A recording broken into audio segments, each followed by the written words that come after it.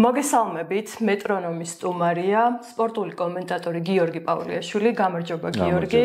მადლობა მობრძანებისთვის. დღეს ვისაუბრებთ სპორტის ყველაზე პოპულარულ სახეობაზე ფეხბურთზე. კონკრეტულად საქართველოს ნაკრების განვითარებაზე, მის პერსპექტივაზე და ასევე ახალგაზრდული ნაკრების ევროპაზე ასპარეზობასაც შევაფასებთ.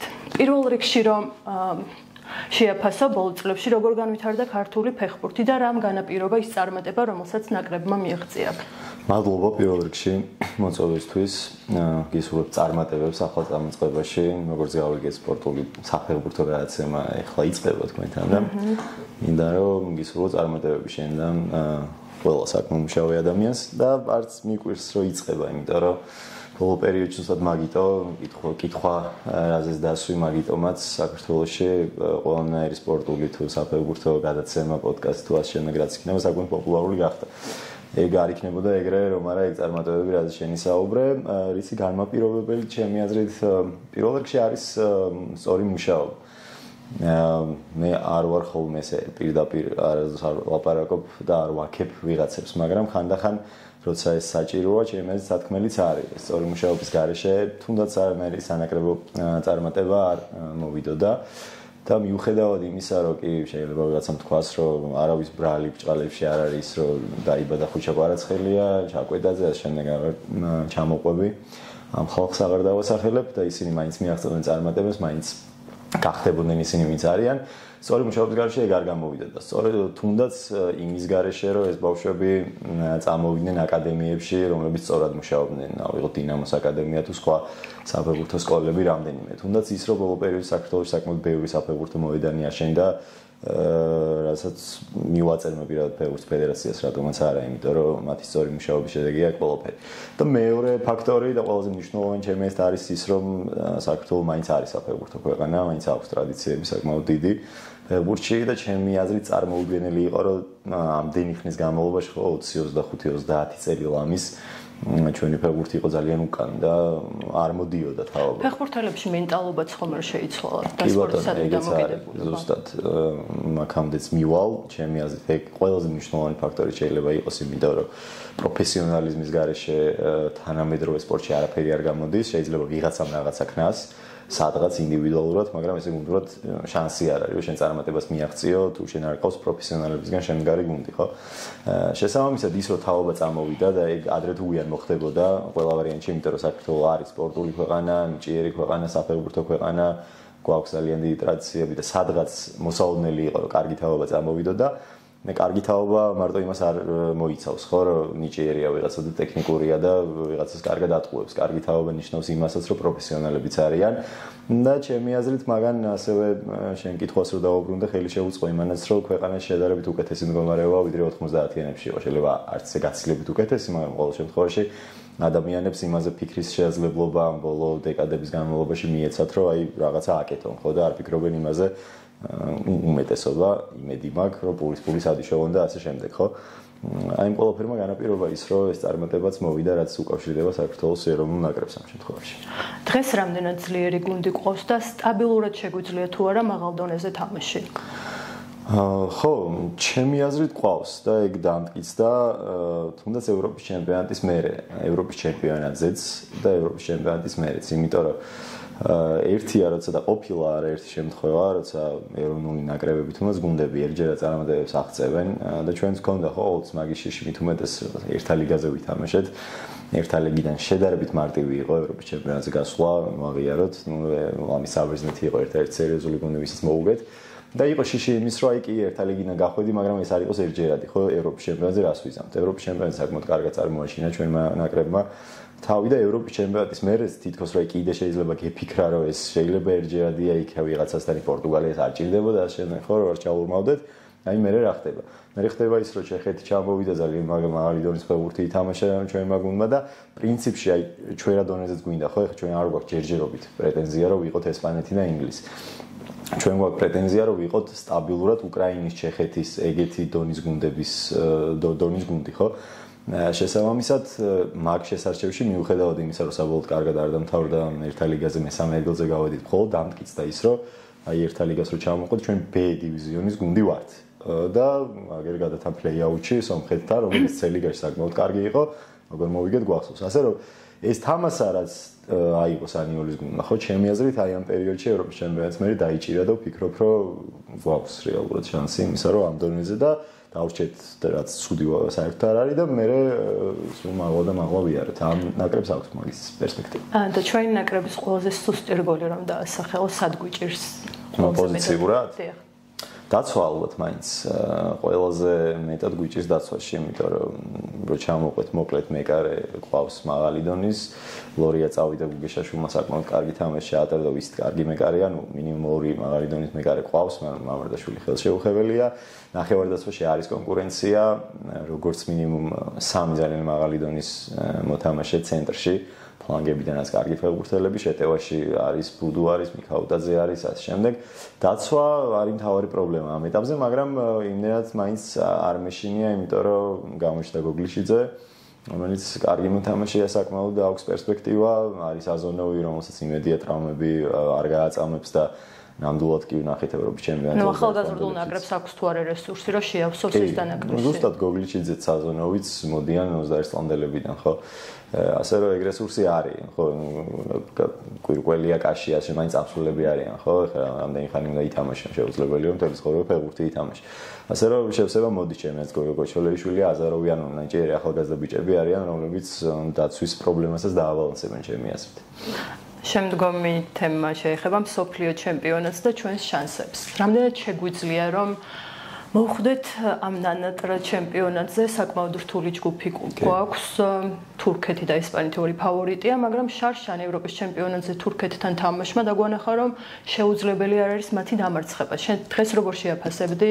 შეგვიძლია თუ არა მსოფლიო ჩემპიონატზე ამ რთული გზით გავიდეთ?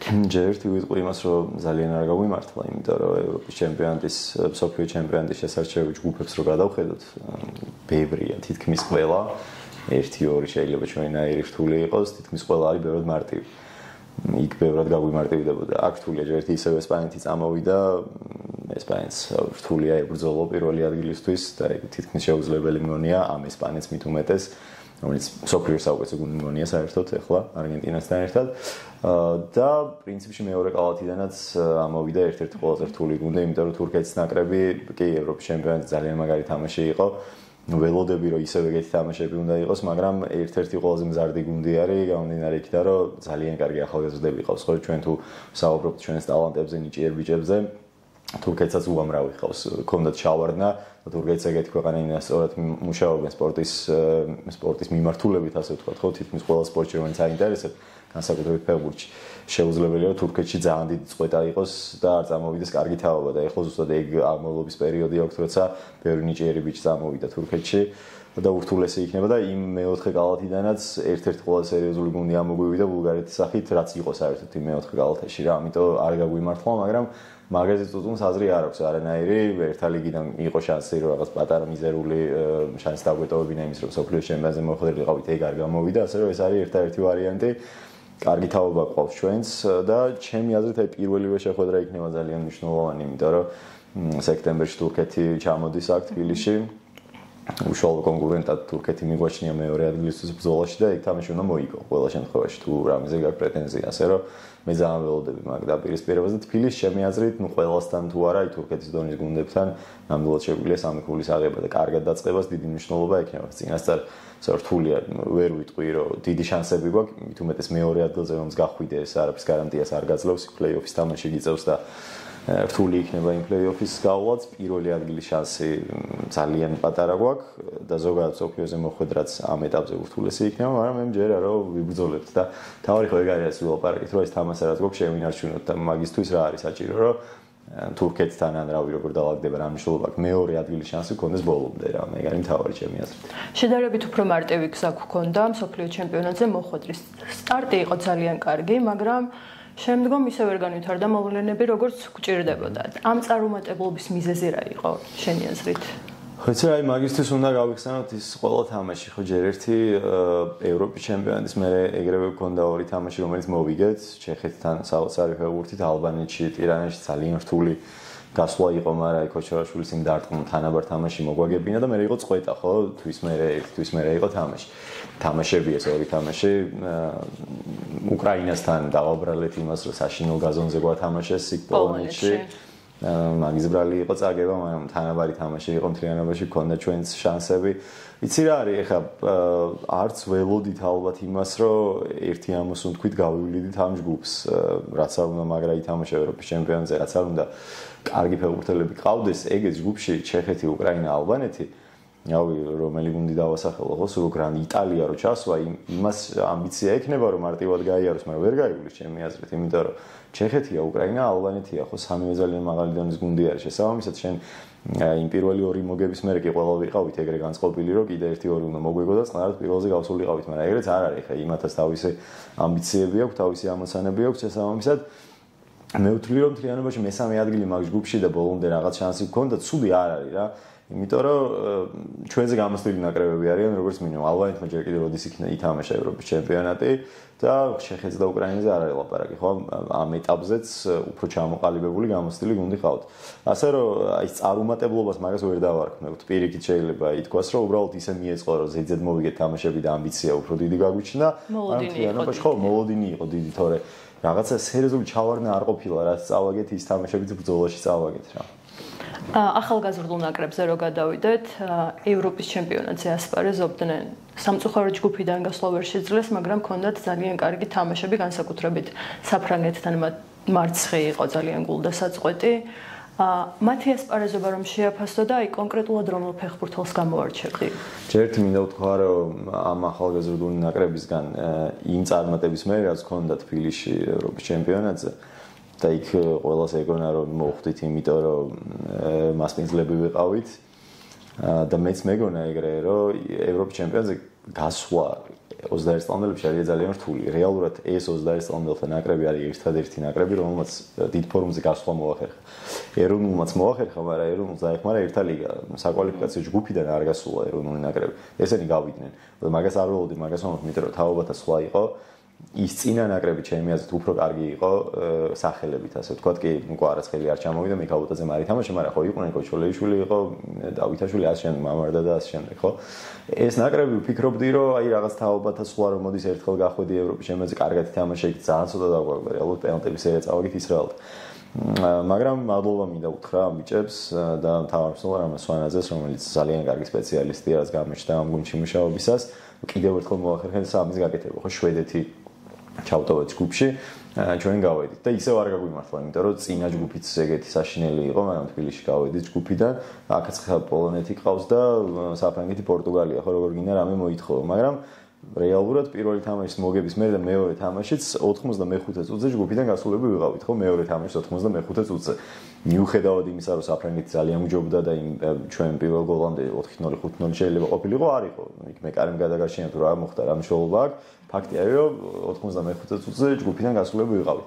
მაგ თამაშშივე და მაგ დარჩენილ დროშივე შეეტყო ჩვენ ნაკრებს, ძალიან დარველები იყვნენ, ემოციურად, ფიზიკურად გამოფიტულები, იმიტომ რომ 2-1-ზე ვერ მოახერხეთ უბრალოდ, რომ ნორმალურად თავი დაგვეცვა, დავალაგებული ყავით, ყველა შეტევა საფრანგეთის იყო ამის საგოლე მომენტი და არც არის გასაკვირი, რომ შემოგვიტრიალეს ეგ თამაში და ეგეთი მტკივნეული წაგების მერე უკვე ბოლო ტურში, როცა პორტუგალიისნაირი მეტოქე ყავს, არც არის გასაკვირი, რომ კი თითქოს ერთ თამაში გაქვს მოსაგები და ბოლომდე დაიხარჯო ყველაფერი შეიძლება, მაგრამ ძალიან რთული იყო რა, მენტალურადაც ძალიან რთული იყო. მithumetas 5-3 წუთზე რაც მოხდა იმის მერე. ასე რომ არაფერი აქ თავარი 21 წლამდელებს ზოგადად ასაკობრივ გუნდებს რაც შეეხება არის ის, რომ შენ კარგი შევსება მოგცეს, ხო? და მე ვფიქრობ, რომ ამ გუნდში არიან ფეხბურთელები, თუ მკითხე, რავი, მკითხე ხო, საზონოვიც ეგანაც აღნიშნე, აზარავი ჯერ კიდევ აქ თამაშობს, არა და უკვე ეროვნული ნაკრების წევრია რამდენი ხანია. ხარატიშვილს აქვს ძალიან კარგი პერსპექტივა, რომ სტაბილურად კარგი მეკარე გახდეს თუ იმუშავებს საკუთარ თავზე, იქ ტყუპები არიან. დიდი ხანია ვამბობდა მომწონს ზუსტად ის ფეხბურთელი, რომელიც გააგდეს მესამე წუთზე ოდიშარია, რომელიც ძალიან კარგი ცაცია, მართლა ძალიან ნიჭიერი მოთამაშეა, ტექნიკური. და ესე ცალ-ცალკე რო არ ჩამოვყვე, ბევრი ნიჭიერი ფეხბურთელია, ხო, ნოდარ ლომინაძე იგივე. რავი, არ მინდა ვინმე რო გამომრჩეს რა.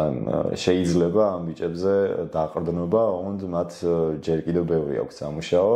პროფესიონალიზმზე ვსაუბრობდით, უნდა ივარჯიშონ ბევრი, უნდა გაიკეთონ ყველაფერი გააკეთონ იმის, რომ კარგი კარიერა გაიკეთონ, იმიტომ რომ რეალურად ეგრე აღარ არის, რომ ახალგაზრდებში შენ მაგრა ითამაშე და ყველა ენჩი ეროვნულში მოხვდები, იმიტომ რომ კონკურენცია ბევრია და მე მგონია რომ ამ ბიჭებს ყველაზე კარგად ესმით რომ ბევრი აქვს წინ სამუშაო იმისთვის რომ ვიღაცა ვიცი თქვა ხოჩორაშვილი ამოაგდო შემადგენლობიდან ხო და შეჩაჯდე შენ ძალიან მაგარი უნდა იყო მაგისთვის ანუ ვიღაც სხვა რა მნიშვნელობა აქვს ხო ასე რომ დავითაშვილი ამოაგდო და შენ იყო ხო უფრო პირველი არჩევანი მთავარი მცნებისთვის ასე რომ მე მჯერა რომ იმუშავებენ ბევრს და რეალური რეზერვი სანიოს ეყოლება ძალიან კარგი. შარშან 26 მარტსა და 26 ივნისს ნახეთ ერთიანი საზოგადოება, რომელიც ერთიანმა საფეხბურთო სიხარულმა გამოიყვანა და გააერთიანა, ასე ვთქვათ. დღეს და იმის შემდგომ პოლარიზაციის ხარისხი საზოგადოებაში უფრო გაიზარდა. ამ კონკრეტულ შემთხვევაში და ზოგადად საზოგადოების პოლარიზაციის დაძლევაში რა როლი აქვს ფეხბურთს? ხო, ფეხბურთს რა როლი აქვს, ეგ შენ კითხვაშივე ჩანს, ხო, რომ ყველა ერთად ვიდექით იქ გარეთ, ყველა ერთად აღნიშნავდით და იქ არავინ არ კითხულობდა ვინ ის იყო ნაცი კოცი თუ რას ეძახიან ერთმანეთს რა, ანუ არავის ეგ არ აინტერესებს.